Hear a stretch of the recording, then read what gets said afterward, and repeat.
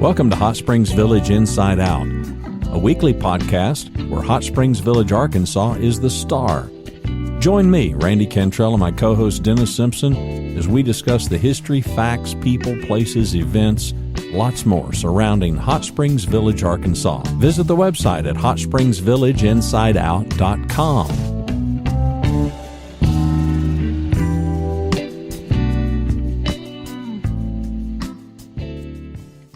The website is hotspringsvillageinside.com. HSV for short, hsvinsideout.com. He is Dennis Simpson. My name's Randy Cantrell. We have a special guest. He is Mike Varney. He's another DFW guy. So now we're outnumbering you today, Dennis. There's two of us that are outside the village, at least today. Mike's inside the village an awful lot, though. So this could be Hot Springs Village inside out today, right? It could be. It could be. It could be. Mike, it's a pleasure having you today. And I want to tell our guests the reason I ran into Mike is he's part of the short-term rental association that we're working with Miss Cindy Erickson.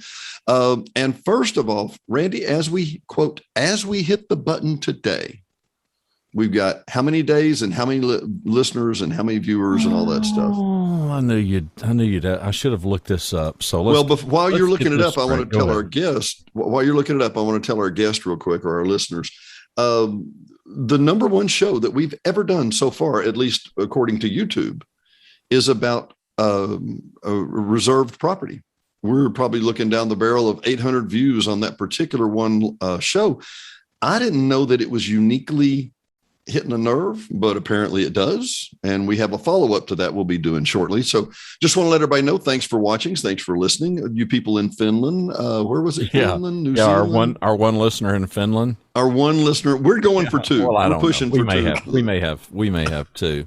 Yeah, we are, as we hit the record button today, and we will go ahead and tell you that we recorded this in advance. Very in advance, because we're going to take vacations soon. So this will be. You're watching this in late October. We're recording this on the last day of September. Yep. And hsvinsideout.com and this podcast are 121 days old today. Wow. Are we over 1,100 viewers yet? 1,100 followers yet? In the group, we're pushing. I don't know. We're pushing 1,200. We're crowding 1,200 in our Facebook group, and hundreds, potentially thousands of listeners and viewers. So we are the number one rated podcast about Hot Springs Village. In Hot Springs Village and outside Hot Springs Village. Well, we're the only podcast about Hot Springs Village. Mike, we've made you wait long enough, buddy. I apologize for the. No, that's fine. I tell you what, I appreciate what you guys do. I have, once I discovered, your podcast, I've went back and looked at most of them, just because it's given me a lot of insight into the village. So it's much appreciated. Well, I tell you what, that nothing makes us happier, because the part of the problem is when we see social media and we see some low information comments, people that don't understand how things work. And I know it's complicated. It's not like any other city, POA, community in the world that we're aware of. And that said, it's a little more complicated, and we want to explain that. But as Randy said earlier, we're not throwing stones either. That's not our gig. There's other people that do that. If you want to watch that, there's plenty of people that throw stones. We're trying to share information and give some feedback. And we find, like you, Mike, if it's people that are really interested, they're really interested, and they'll watch literally hours of two talking heads kind of blather on about something. When in essence, what we want to do is ask you how you got into short-term rentals. We'll start with that. Then we'll ask how you got here. Well, listen, we had like 38 long-term rental between commercial and residential in Massachusetts, which were purchased when we lived in Massachusetts. We left Massachusetts in 2016, and so I managed all those properties, and so it was getting to be a chore going back and forth to Massachusetts. We have a 16-year-old daughter that's in school.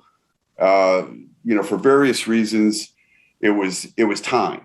It was time to get out. And so early 2020, right before COVID hit, Oh Lord. we sold most of what we had out there. So let me recap. So you're living He's not in from Massachusetts, by the way. Yeah, that's No, what I was. no. Yeah, I'm sorry. I was going to come back to that. So you're living in McKinney, Texas, and managing 38 units in Massachusetts. Correct. Wow. Yeah. And how do you do that, or do you do that successfully, or was it time to let go of them, or what? It can be done. Just like there's many short-term rental folks that live thousands of miles from their properties. It can be done if you've got good people that are boots on the ground. Yeah. That in itself was proven to be, quite a challenge. But these were long-term rental properties. Mostly, these were long-term right? rentals. Yeah. So it's not a day-to-day thing, but if you're familiar with the Northeast, everything is old up there. So we had buildings that were 100 plus years old. Oh wow. We had issues, just like we do with the short terms.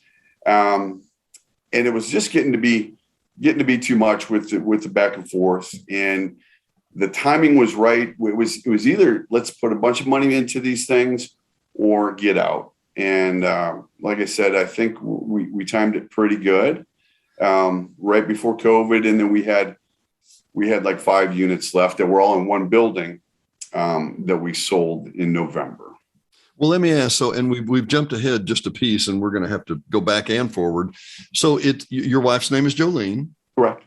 And so it's you and Jolene, and y'all met and where? And I mean, give us some background there. What have you done before? We started dating when we were 16 years old in Eastern Iowa. I grew up in a metropolis of about 1,500 people. She lived 7 miles down the road in a town of about 1,000.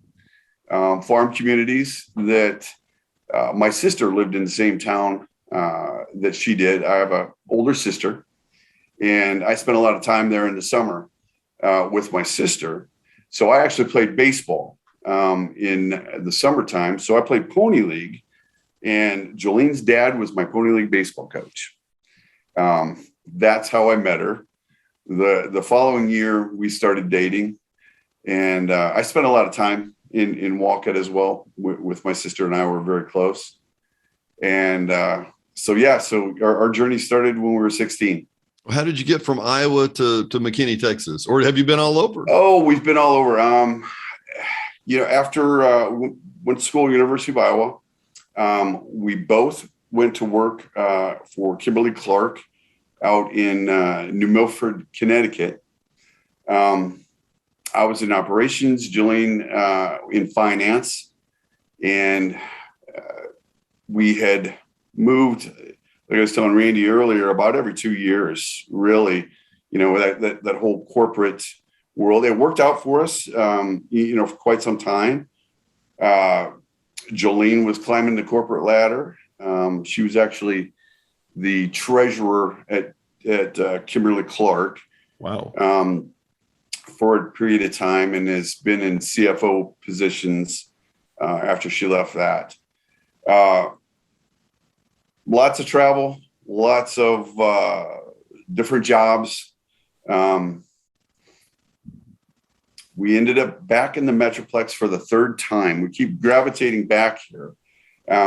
We really do like the Metroplex. We've lived in Flower Mound. We've lived in the M Streets in Dallas. Was our first home, which I wish we would have bought about 12 of them. Yeah. back when we lived there. And now to McKinney. Yeah. We'll have to put some links in the show notes for those of you that don't understand the M Streets in Dallas. I'll figure out a way to. I'll figure out a way, Mike, to give people some context to that. Just north of downtown. Yeah, I'm proud that I know where Highland Park is. I pat myself on the back for that. That's my high end discussion. Well, how did you find the village? How did you find Hot Springs Village, and what was appealing to you about it? Listen, something came across. I think it was actually a pop up while Jolene was on her laptop that said one of the top 10 best kept lake community secrets. and Hot Springs Village was on that list. And so she came down, she talked to me, I did a little research and said, hey, listen, that's about 4.5 hours away. And so this was last September. We had never heard of the place. During the middle of the pandemic. Springs. Pardon me? I'm sorry. I didn't mean to interrupt, but I mean, during the middle of the pandemic. Oh, correct. Yeah, it was Wow. It was last September. Had never heard of it. And so we're like, you know what? Let's go take a trip there and check this out. We were starting to get, we had sold the properties in Massachusetts. So our interest is in real estate. So what we did was I got online, looked on Zillow, found a realtor that we didn't know from Adam, and called them, set up for the next weekend to come and visit Hot Springs Village. Immediately, I was in love, as well as Jolene. We did a VRBO. I think that was actually a Village Villas property that we stayed at. We looked around.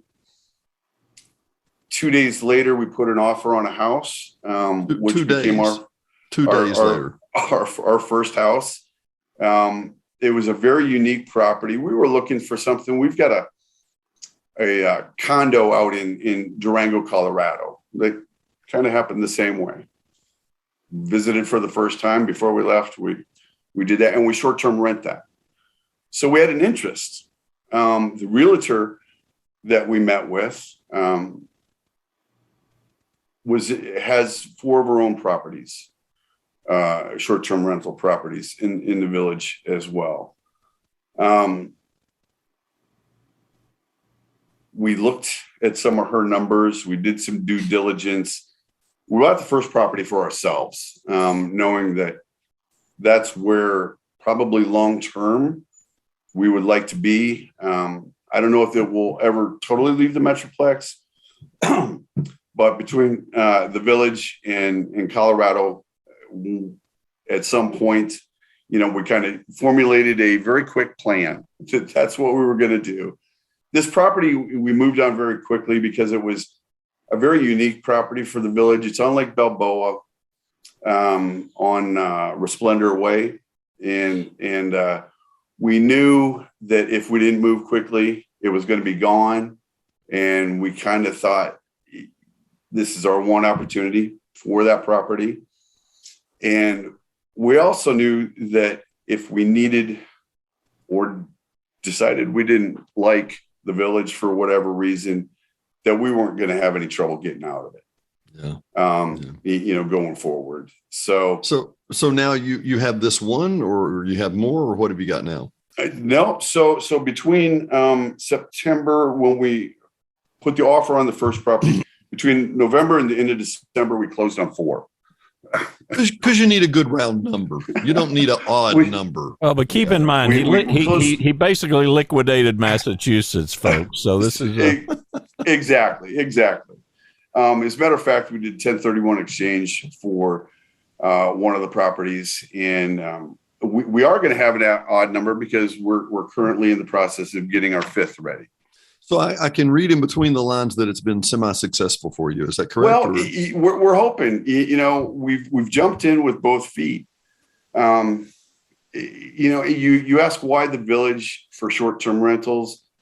There's a couple of reasons, behind that. Number one, we did some due diligence. We had some numbers to look at. Real estate as a whole is a good investment, historically speaking. Now, the village is a bit odd when you go back and look at some of the sales and the numbers through the history. But we saw just a great potential in the village that I don't think has been completely fulfilled. And hoping to be a part of, making the village what it can be going forward. By that, I just mean village is a great place with so much to offer, whether it's the lakes or the golf courses or the hiking, just the beauty. I mean, there's a lot there that interests us.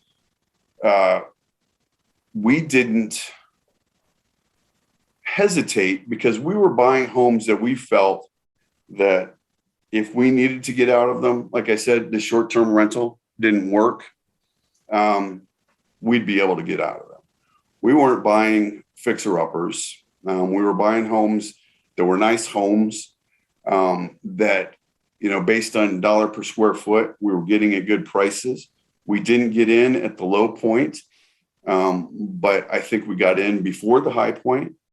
And so even if the short-term rental didn't pan out and we made $0, we were going to be okay. Now, prior to coming to the village, short-term rental background was the zero? only short-term rental background we have is in 2019. We bought the condo in Durango, Colorado. We decided that was a place that we wanted to spend some time. And the place we bought is a resort where the condo is that had a lot of short-term rentals in it. So we short-term rental that one. We have a national company that takes care of everything for that, and we pay them 30% to do that. That's why I managed ours in Hot Springs Village. But so that was really our only experience in short-term rental. And so we felt that we chose areas that we wanted to be at, rather than hot, areas. What we like about Hot Springs Village is it's not Daytona Beach. It isn't Party Central, wherever that is. The clientele that the people that are coming to the village aren't people that, by and large, aren't people that we're going to have to worry about burning down our house. And it was close enough that I can get there. If we've got a problem, somebody calls at 6 p.m. by 10:30, I can be there. Yeah. It's close enough. Right now I'm back and forth sometimes twice a week. Really? I look at that drive as a half a day of work, Well, it's no big deal. You do know that, what is it? What's the local airline in Hot Springs? I think I flew to DFW and one way for $39 in the same day to the Hot Springs airport. So, I mean, it can even be. Yeah. Well, provided the weather's good. Yeah. But by the time I drive to the airport, get there, drive from the airport, get a car. I've already have driven there, Yeah, that's true. I understand completely. Well, it's fascinating. It really is. And what do you see from an outsider in this instance? What do you see is the market? And I'm sorry, I meant to ask something a moment ago too. I'm assuming when you talk about Resplendor, I know that area very well. So all your properties, you would say, they're not necessarily fixer uppers, but they're more blue chip. They're ready to move. They're really nice properties, is what you're saying. They are. And the house that we are currently getting ready is the one that has required the most work. We bought one on Granada Golf Course that was built in 2016 and was built as a rental, a short-term rental. It was ready to go. We bought everything in it. Boom, turnkey. We're off and running. We've got another one over off of Campana that is on Isabella Golf Course. That is a 3,800 square foot home, on the golf course, that it was just a matter of putting furniture in and, really? Getting it ready. There wasn't any real work. And for our listeners, and once again, I'm the inside, he's the outside, and between us, we need a 5-mile view and we need a 100-foot view. What roughly per night, and I want our listeners to hear, roughly per night, your Isabella, what does that go for? $249 a night. Okay, and that's on the golf course. Golf course, it's right at the green on number 7 of Pinto. And it's $249 a night. and then $10 per person per night for anything over 4. And I'm about to say, it sleeps 4 or 6 or it sleeps 10. It's a 4-bedroom, and then there's a big common room upstairs that we've got segregated, where we've got a couple of twin XL beds in there as well. So there's 6 beds. So if there's couples, we advertise it as we'll sleep 10. Yeah. Okay. Randy, well, your perspective? No, I'm just envious, but I'm always envious. I tell every guest, I'm just color me green. I'm good. Yeah. Needless to say, you're playing in the upper end in the short-term rental. Well, I really don't know, because from what I've seen in the village, there are a lot of very nice places out there. Yeah. That are short-term rentals. You don't see a lot of, just a place to lay my head at night kind of places being rented in the village. So, we tried to buy nicer places, but I think there's a lot of really nice homes in the village that are. Yeah, but the bang for buck. I mean, when you start doing the math, and you're talking about a 4-bedroom house, I mean, on the golf course, super hard to touch. Yeah, when it comes to bang for the buck. I'm sorry, Randy. Cindy Strait, who's with Remax, said that they had what was the one on Granada Lake? Randy, what did it sleep? 10 or 12? And it had a full house upstairs and like a little apartment downstairs. Mm-hmm. I think that one went for $650 a night, and that's the nicest one she had. And for what it's worth, and you'll appreciate this, Mike, she was saying it took them 2 days of cleaning and prep to reset it and clean it and get it put back together. I'm like, wow. Yeah, I thought she may have even said 72 hours. It was a 72 hour turnaround. It was a 72 hour turnaround. Wow. Well, and for on the other hand, there's us, and you check out at 11. We got other people checking in at 4.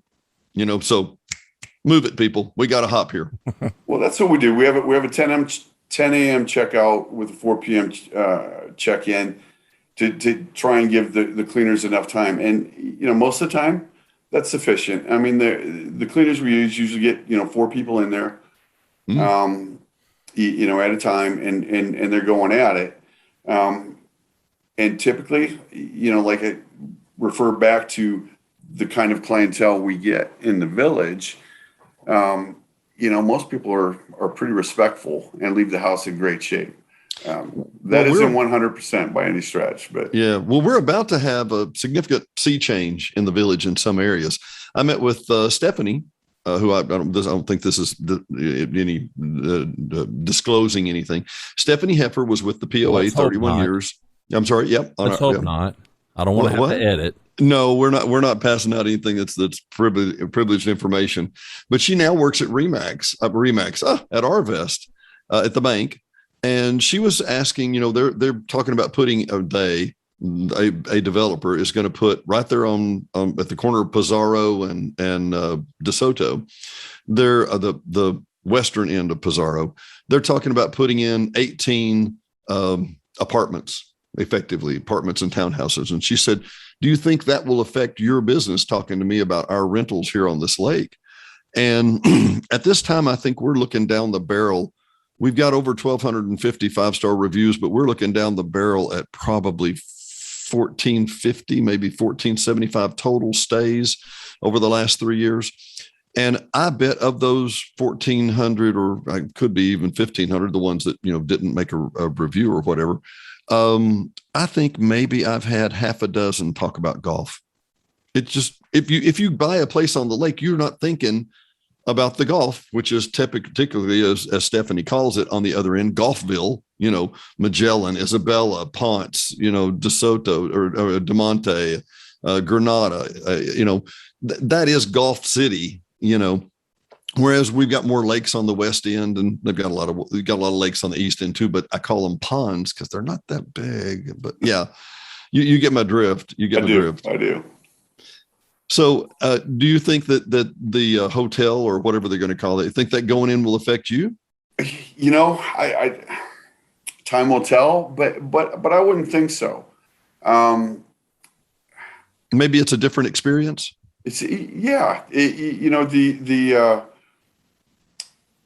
People can certainly, not inside the village, but they can go to hotels now, whether that's hot springs. I mean, we have a lot of people that stay in the village and spend time in hot springs.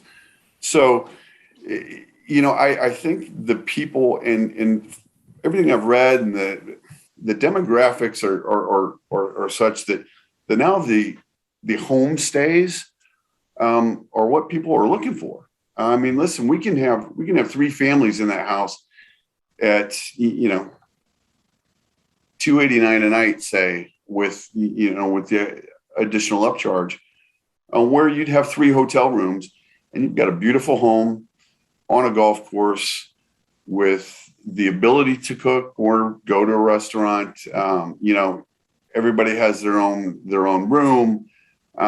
So I just think it's those people that are looking for that experience is probably different from the people that are looking to stay at one of our short-term rentals. Yeah, that's what I was going to say. It just dawned on me because if you have 3 families in 3 hotel rooms, you're going to have a series of different memories than you would if you were all together in one place. Correct. Right? Correct. So how have you found, not to pry, but so how have you found your success so far? You pleased with the results?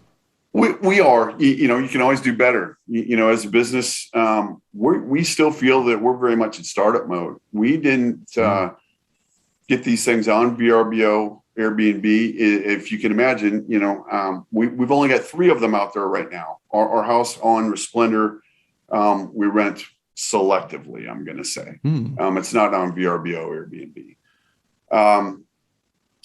So, March was our startup. And so we are still learning ourselves. So far, so good. Could be better. We're starting to see already those repeat guests. And I think that's the key is getting those people that come 2, 3, 4 times a year to the village, that love the village as much as villagers do. But just haven't, for whatever reason, been able to pull that trigger to move there. Yeah. We get a lot of families that are coming to visit family in the village. Right. And they come a couple of times a year. Hey, now, we're not going to do VRBO anymore. Mike, I'm going to call you directly. And which is great once I know that it's somebody that's going to take care of our home.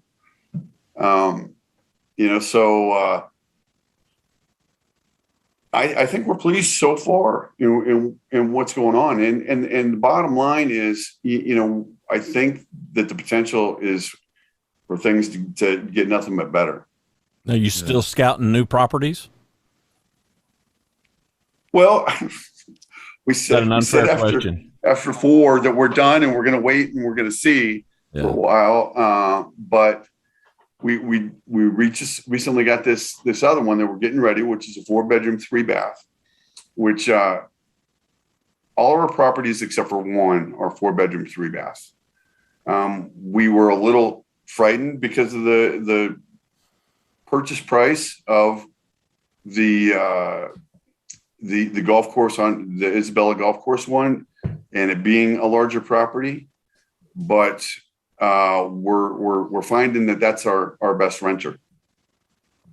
So you kind of had a bigger upfront paycheck or bigger upfront check, but it's paying off better in the long term. And for what it's worth, there is no greater compliment you can give us than to come back.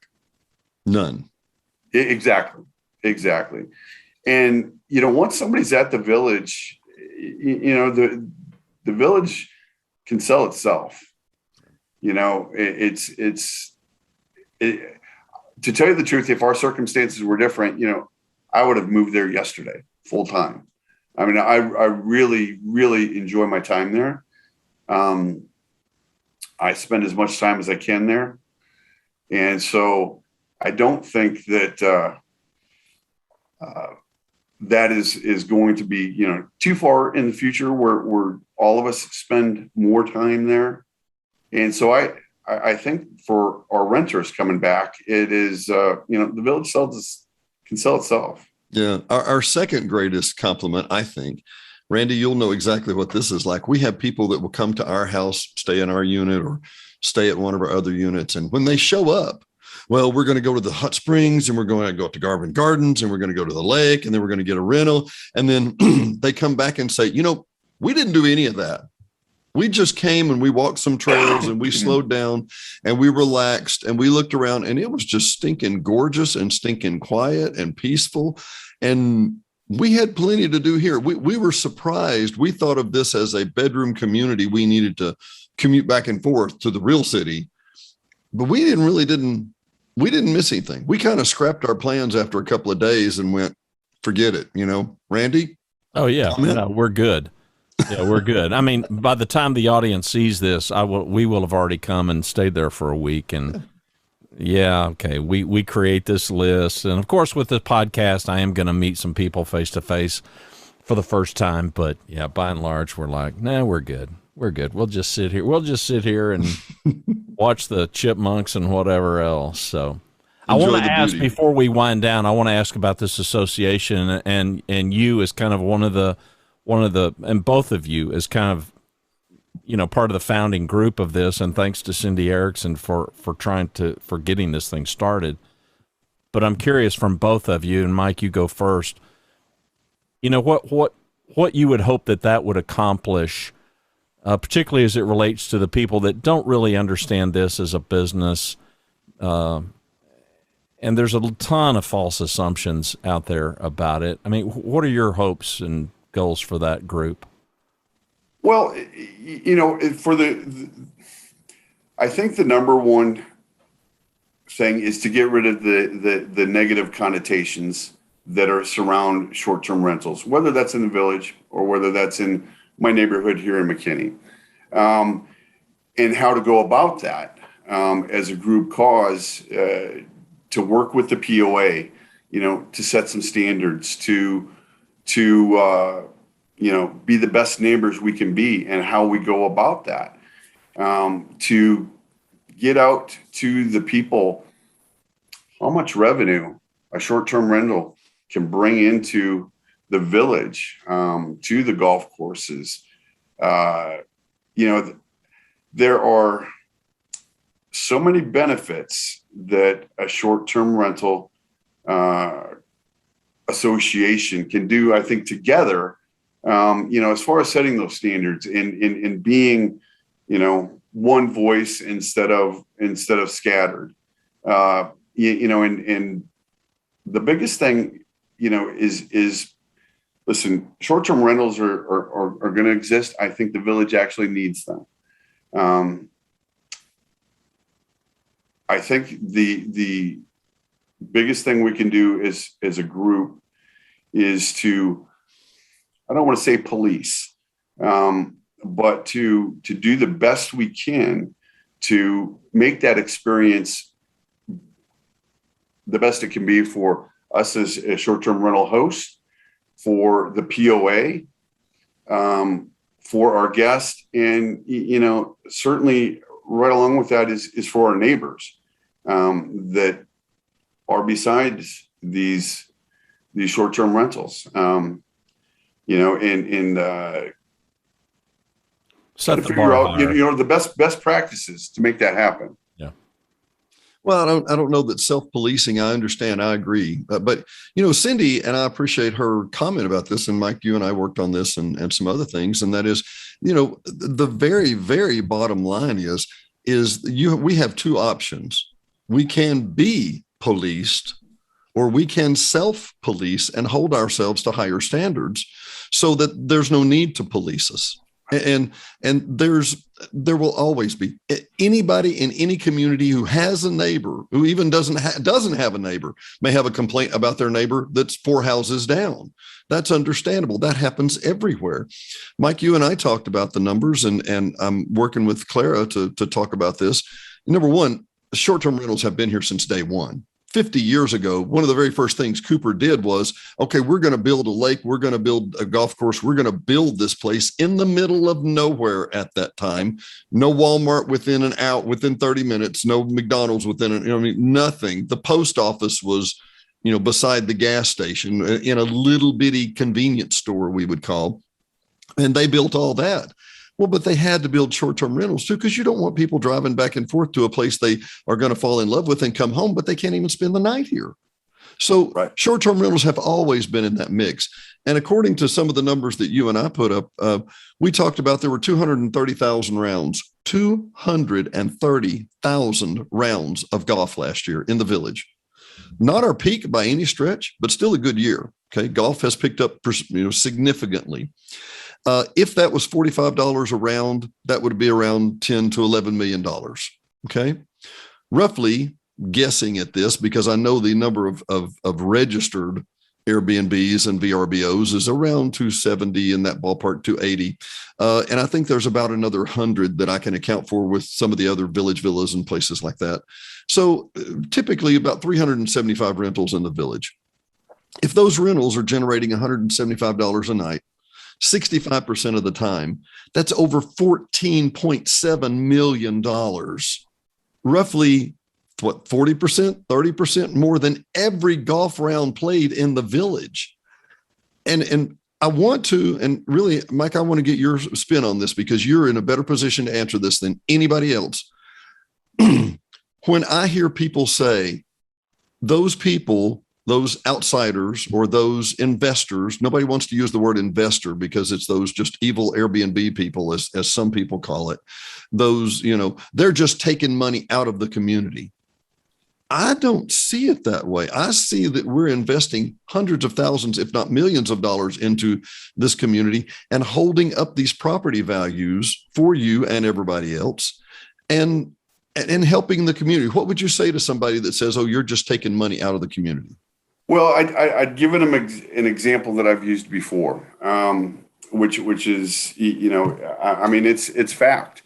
I had a group of 8 golfers that stayed at my Isabella house for 3 nights.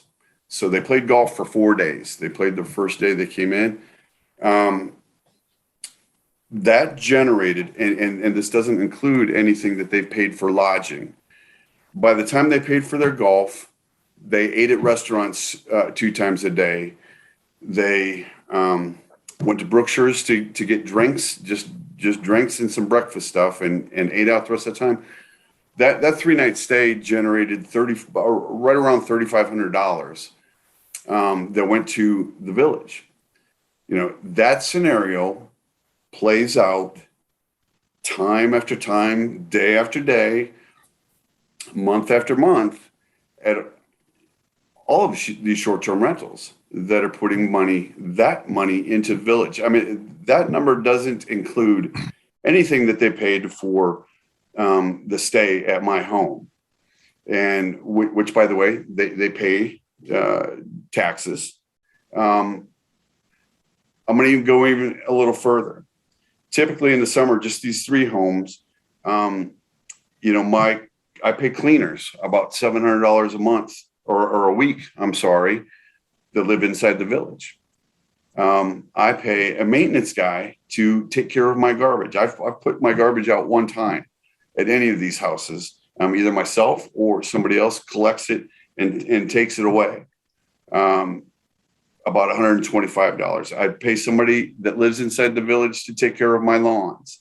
I had an electric bill that was over $600 that I paid more tax on than my neighbor that month, I guarantee you. So these things generate income for the Village is the bottom line.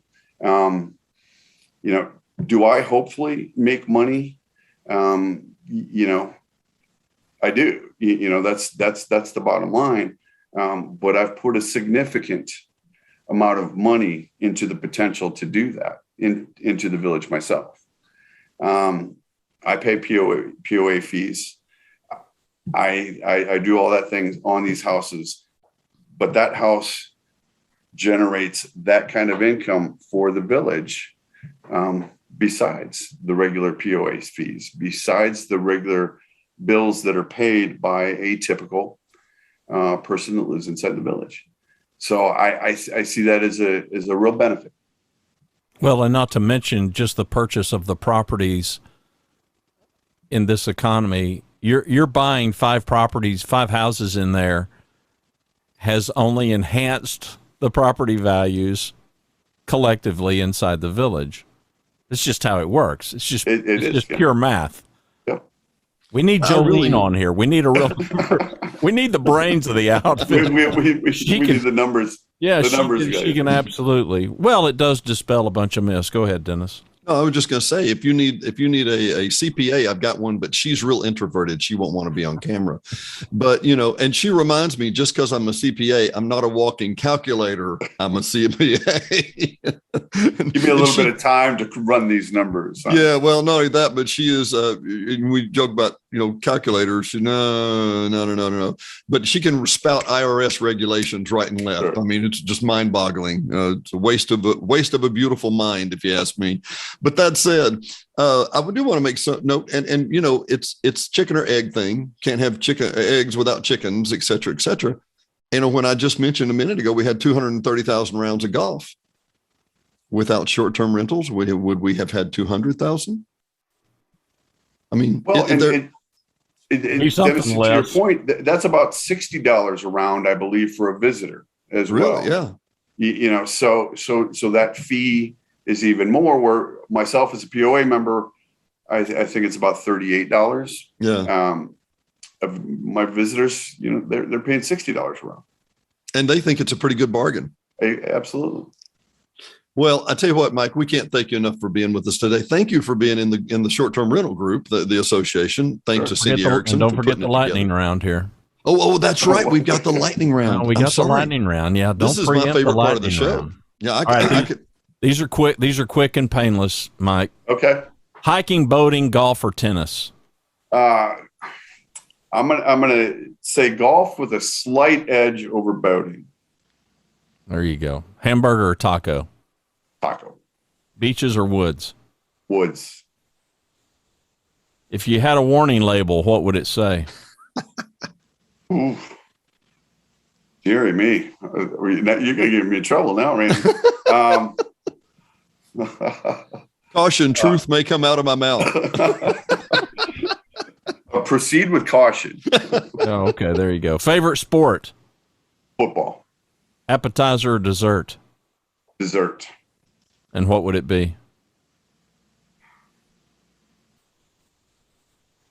Probably a hot apple pie with ice cream. Yeah, dang, that sounds good.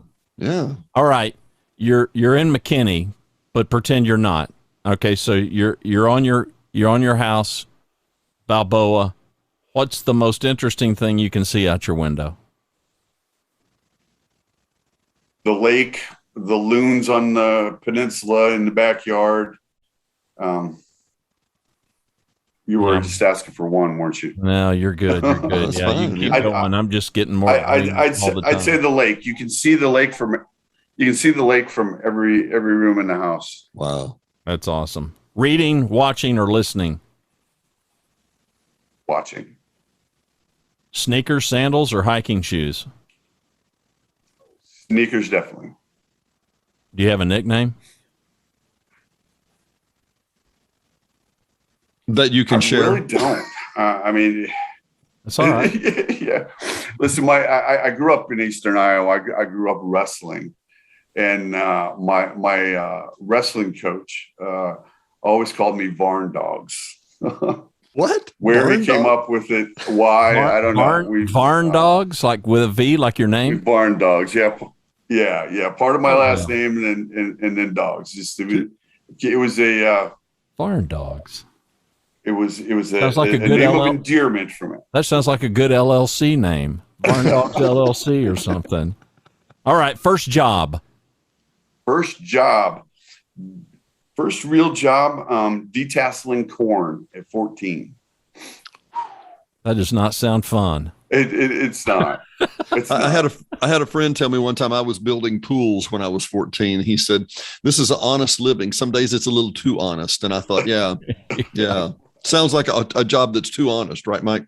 That's right. That's right. All right. I know that you lived in London because you said that before we hit the record button, but I'm going to ask, how many languages do you speak? I speak one, and that would be English. Yeah, well, there you go. Favorite movie? Oh, that's a tough one. I'm not much of a movie guy. I'm going to go to the old standby. I love comedy, probably Caddyshack. Yeah. Highbrow comedy. Highbrow comedy. Yeah. I'm telling you. Yeah. That's If you were a superhero, what superpower would you have? Oh my goodness. To be able to fly. Yeah. Yeah, I like Dennis, that one. that's what Dennis said. I always thought Okay, favorite musician or band? Oh, I'm rather eclectic in my taste, but probably, I'd say we'll go back to like the Eagles. We'll say the Eagles. I listen to everything from that to AC/DC to Kid Rock to I like it. I like it. You're a man after my wide own range. heart.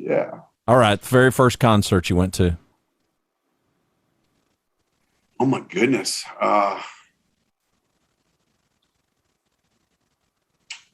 Very first concert I went to. Maybe I'm thinking Sammy Hagar. I'm suspecting people didn't come and hold concerts in your 1,500 hometown. no. But we lived. Which going to town was to Davenport, Iowa, which is part of the Quad Cities. So, which I found out, Cindy Erickson actually lived in Bettendorf. We lived close to each other in Iowa. Small world. Yeah. Speaking of going to town, we had some country visitors come one time, staying here at the house. You know what I mean? Country with a K. Yeah, and the kids were like, they were asking, well, when are we going to go to town? And the dad said, kids, we're in town here in Dallas Fort Worth. Yeah, it was pretty funny. Yeah, thanks for doing this, Dennis. I'm gonna let you say goodnight.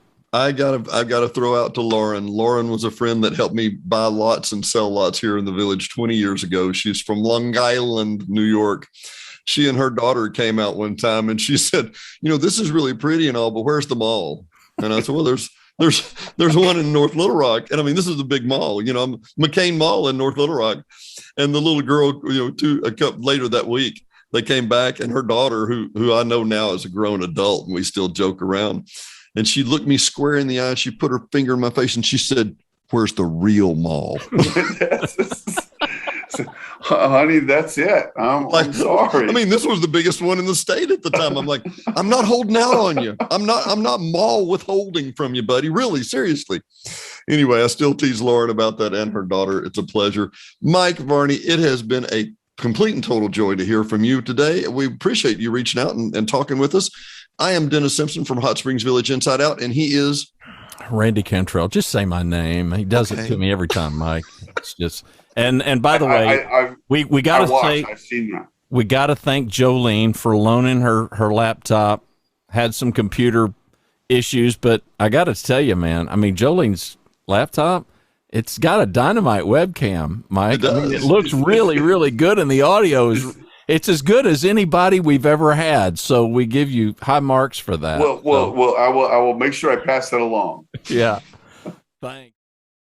Thanks for listening to another episode of Hot Springs Village Inside Out, a podcast where Hot Springs Village, Arkansas is the star. Please subscribe to the podcast. You can do that by visiting our website, hsvinsideout.com, and tell a friend.